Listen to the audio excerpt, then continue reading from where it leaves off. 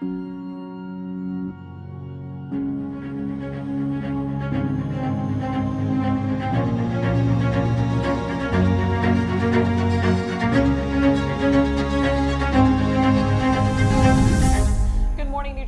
to Mornings on NJ360. I'm Cara Falco. And I'm Monica Guy. Thanks so much for joining us. Coming up, we're dishing it up and celebrating Mom with Dish It Girl Dina. Plus everything you need to know about what's going on around the state in our community calendar. But first, let's get a check of the weather. Showers early, becoming a steady rain later today. Potential for heavy rainfall. Highs in the low 60s. Then tonight, partly cloudy. Lows drop into the 40s. Tomorrow, sun and warmth return with sunshine across New Jersey. Highs heading into the upper 70s. Overnight, a few clouds roll through and lows hover around 50 degrees. And then we crank the heat for Mom with Sunday's highs making their way into the 80s. A little sticky too as humidity climbs to around 40%. Sunday evening brings us a clear sky and lows back down into the 50s. Well, Catholics around the world and our state are still mourning the death of Pope Francis. But the Catholic Church moving forward this week as the papal conclave began in Rome. Here to help us understand what's happening and what it means for Catholics in New Jersey is Friar Rick Riccioli, pastor of Most Holy Trinity St. Mary's Church. Friar Rick, thank you so much for joining us this morning. Good morning, Cara and Monica. And I don't know if you've heard, but we have a pope. Oh, do we? The smoke has just come out white and the bells are ringing in Rome. Oh, that is incredible news. Look at that. Right as we started. Breaking news. Breaking news. You're breaking news. Well, Friar, as we wait to find out who our new pope is, what can you tell us about the conclave? Well, the conclave is I've heard a lot of people talk about how mysterious and secretive it is. It's more of a spiritual exercise, It's a gathering of the cardinals who are eligible to vote, and they reflect on who they feel the church is called, who the church needs right now, and we believe that they're inspired by the Holy Spirit, but it's not magic, right? The Holy Spirit touches them in their wisdom, in their intelligence, in their experience, their knowledge of the church, and hopefully working together with the Holy Spirit, they pick a person who is best called to lead the church. Now, speaking of that, Friar Rick, there's been some chatter around a few American cardinals as candidates for the next pope. In your opinion, how likely is that? Highly unlikely.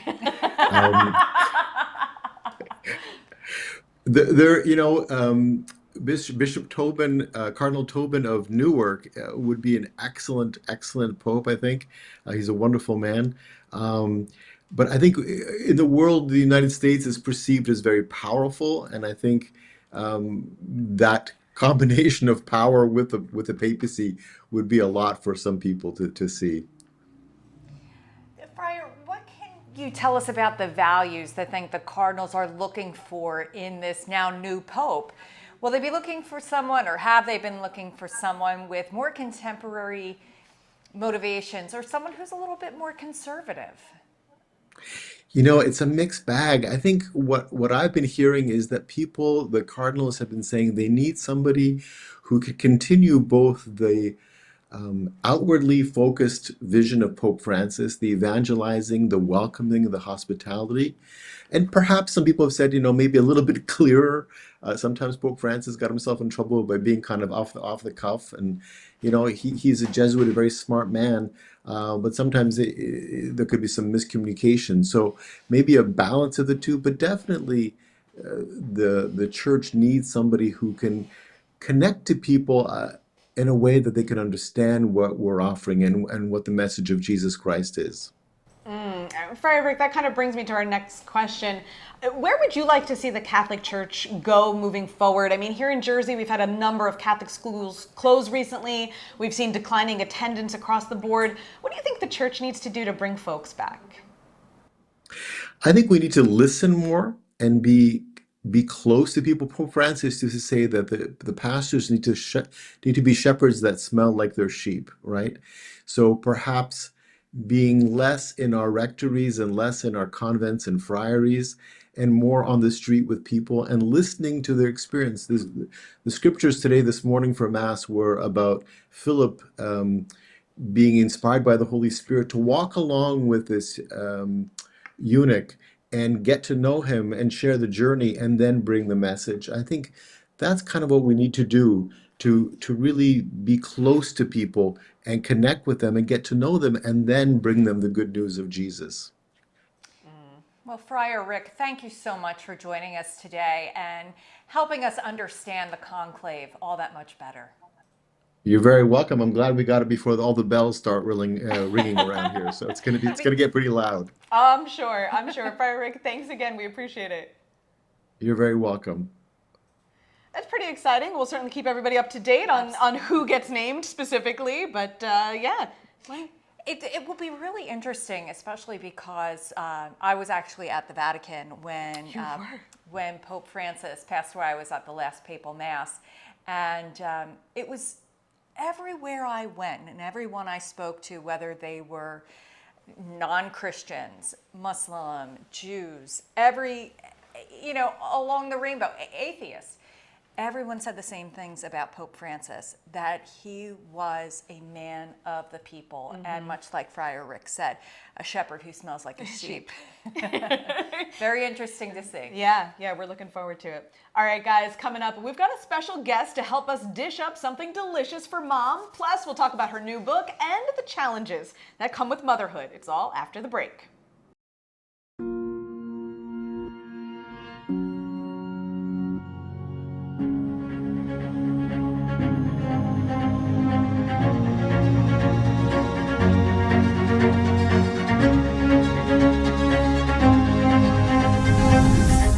Welcome back. I'm Monica Guy with Cara Falco. Let's take a look at the 7-day forecast. Tomorrow, the sun and the warmth return with sunshine across New Jersey and highs heading into the upper 70s. Overnight, a few clouds rolling through and lows hovering around the 50-degree mark. And then we crank up the heat for Mom with Sunday's highs making their way into the 80s. A little sticky, too, as humidity climbs to around 40%. Sunday evening brings us a clear sky with lows back down to the 50s. Clouds and sun for the early part of next week as we play peekaboo with the sun. Increasing chance of showers through Wednesday as temperatures remain in the 70s, but slowly drop from the upper to the lower 70s. Rain most likely on Wednesday, and then we're off to the races with the heat, with Thursday and Friday both getting to around 80 degrees and temps only dropping into the 60s overnight. Well, it is Mother's Day weekend, and we've got influencer, cookbook author, and mom, Dina DeLisa Gonzar, joining us to share a recipe from her new book. Dina, welcome to the show. Good morning. It's so good to see you both. I'm so happy that you could join us today. Well, Dina, you just released your first book, At the Kitchen Sink, but it's more than just a cookbook, right? What can you tell us about it as Cara holds it up for us? Well, it's twofold. It is one part cookbook. It's got over 70 recipes. And the idea that I came up with behind them was instead of thinking breakfast, lunch, dinner, spring, summer, fall, snacks, salads, I was like, why am I cooking? How are people cooking through every single week? Like, how am I surviving? It's not just breakfast, lunch, and dinner.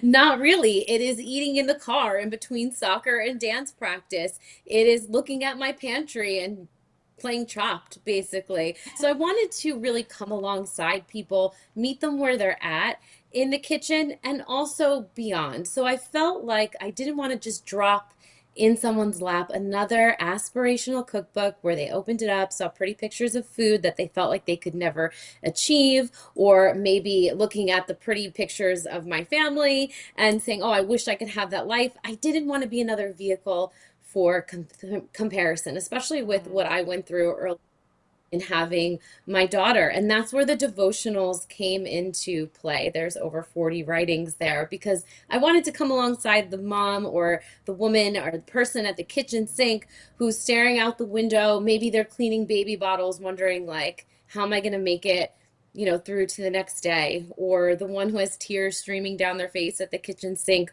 wondering, what's going to happen at work the next morning. So I can't ring everyone's doorbell and give them a hug, but I felt like maybe I could be a voice that interrupts their thoughts. Now I'm all misty-eyed. I'm not going to make it through this interview. We love you, Dina. You have a quick dish from the book that you want to share with us. So what are we making today? I do. So we're going to be making a savory French toast. And Ooh. I know everybody loves buns and all that kind of stuff in the morning, but I'm someone who likes something a little bit more savory. So that's where this idea was born. And it's pretty simple. It's kind of like your regular French toast, but instead of your cinnamon, your brown sugar, you're going to kick it up a notch with a little bit of soy sauce. So I have 3 eggs in here. And this is from the Good Morning, the Morning Person, the Wake Up Call chapter of my book. And then just a little bit of heat. We're going to use a little bit of, yes, hot sauce in the morning. And then That'll we're wake going you to up. season it. It will wake you up for sure. And I mean, you can omit that if the heat is really something. It's a subtle heat, but if that's something that you're really not into, it's okay to admit that. And then we season it with some onion powder. We have some ground mustard powder, of course, always your salt and your pepper. I'm going to throw in a little bit of heavy cream because it is Mother's Day, and why not treat yourself? Absolutely. That looks so good In already. I know. here. Yes, and I like to use a thick piece, like a very rustic piece of bread. You could use a sourdough. You could use a nice piece of Italian bread. I feel like that's like more of the audience I'm playing to today. So I have my nice rustic piece of Italian bread here. And also, if you have some fresh herbs on hand, that's great. I happen to have chives from my garden, so now I sound like Ina Garten, but you know, don't, it's not like this all the time, but dried dill works really well. A little bit of dried thyme, whatever you have on hand. You just want to put like 2 teaspoons of some kind of herb in there. So I'm going with chives today. I'm going to whisk that up. And then I have my pan here. It's over a medium heat. I'm going to put a little bit of butter in Now, there. You Dina, could use some. I just have to ask you a quick question. This is the Sure. debate between my mother and me. Is it better? Is it better to use stale bread or something that's fresher? What absorbs all the goodness So that you're mixing up the best? I feel like if your bread is a couple days old, it's not going to be a bad thing in this instance. When you're making a French toast casserole or a piece of French toast, you want something that's going to stand up to the egg mixture. That's why I say choose a piece of crusty bread because you're going to be dredging it in that heavy cream and that egg, and you don't want it just to like flop and fall apart. Like as you can see, my piece of bread, it's got it going It's on holding up. here. So little bit more on the stale side. Those are great for egg casseroles. They hold up really well. They don't get as mushy as a fresh piece of bread.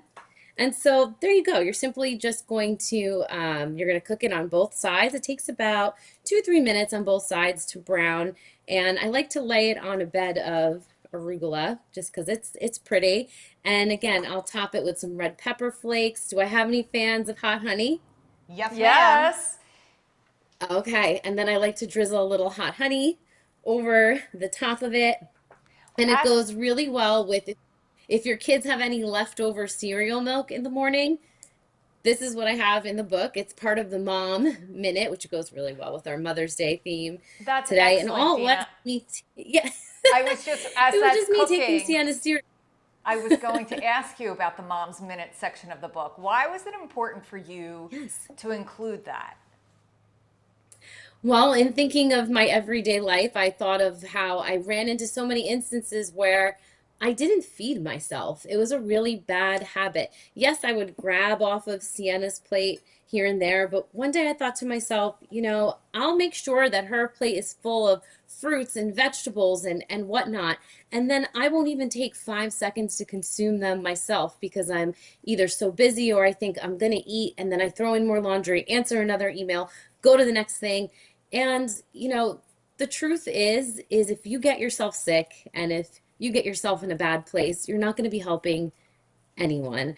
And I don't always have like 30 minutes to make myself some beautiful lunch or, to have a glass of wine with some pasta on the deck. That's not happening. But I can take those leftovers, like the cereal milk, throw a scoop of protein in it, banana, some maple syrup, and now I've got something that's going to keep me going until lunchtime when hopefully I do better.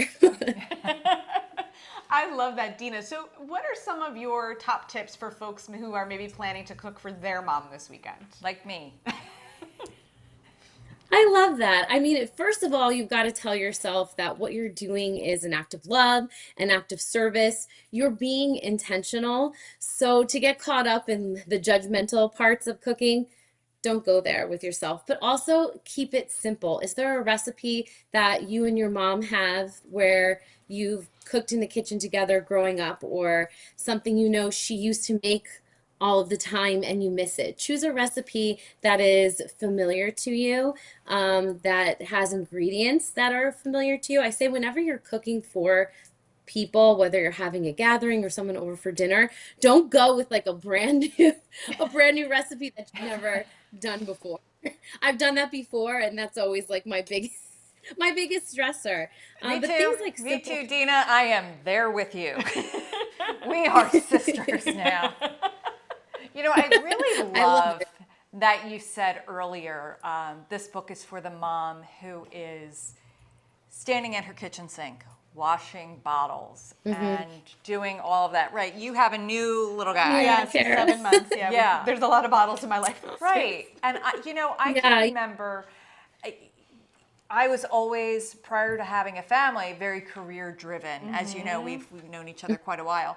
And then after I had kids, I was home for a little bit, especially with my son. And I honestly can remember standing at my kitchen sink up to my eyeballs in baby bottles and Yeah. pacifiers Yeah. and Yeah. this and that. And I just said to myself, I'm like, this is my life now. And I yeah. just Yeah. felt like it was almost as though in an instant my life went from A to B. And that can be so hard. It's jarring. It's jarring and it's an adjustment, and then you have to find your footing. And I love how you say this book is like you showing up on someone's front door with a hug. And I think, that resonates with any stay-at-home parent, any Any person, parent. because you know what? We've Yeah, all been standing yeah. at the kitchen sink and Going, sure. what has happened to my life? what did I do? Yes. You know? Maybe And it's I not love even that. with kids. Yeah, it could be in any situation. Even if it might not be over the kitchen sink. Maybe it's just at night, you're home by yourself and something is getting to you and you're like, what is going on? I feel lost, or you're feeling that anxiety, or you're feeling that depression. And, I've dealt with that for a number of years. I mean, still do sometimes, at the beginning. And again, I just wanted to have the opportunity to be that friend to someone, because I know through being around the block on social media and whatnot that not everybody has someone in their lives, whether it's like a mother figure or family figure or that close group of friends to kind of pull them out of where they're at and offer that to them. So I couldn't drop food into their lap without some faith and without some family encouragement. Well, the book is At the Kitchen Sink, and we've got a link to it in the show description. Check out Dina's Instagram at Dish It Girl Dina, Dina Delicia Gonzer. Thank you so much for joining us this morning. Thank you so much, and have a really wonderful weekend. Happy Mother's Day to those who celebrate. Happy Mother's Day, you too. I just love her. I think it's so sweet, and that's I know you hadn't had a chance to look at it, but you'll love this book because it has a lot of like faith-based writings and things in it, like before each recipe, and she just really, it's everything she said. I mean, and that French toast. That French, I never thought of. I was like, I'm gonna go home and make savory French toast now. I know. I mean, this might end up on the menu for, I'm doing a brunch. There you So, go. It's my favorite meal. Brunch is my favorite meal too. It's sanctioned cocktails. They are. They're obligatory for They're brunch. obligatory. And, really, if you don't partake, you're insulting your host or hostess. There you go. And if you're the hostess, well, Well, that just helps you a little bit get through the day. That makes Mama real happy. Yes, yeah, absolutely. Oh my gosh. All right, speaking of moms, New Jersey, we love hearing from you. And this week we asked you to shout out your moms on our Instagram at NJ360TV. Sarah says, hey, happy Mama's Day to Mommy Jen and me. Cheers to a lifetime of motherhood. And Jill says, happy Mother's Day to my mom. Thanks for everything. Jamie sent this message, happy Mother's Day to all the moms out there. You're doing great. We all need to hear it. And then Alex sent us this great video shout out to his mom and wife. Hey guys, Gomez Sleepy G here. First of all, I want to wish all the mothers a huge happy Mother's Day, especially my wife Laura, my mother Angela, and my mother-in-law Nancy. And to every single mother, happy Mother's Day. Enjoy your day. All right, guys, up next, we're checking out all there is to do around the Garden State this weekend in our community calendar.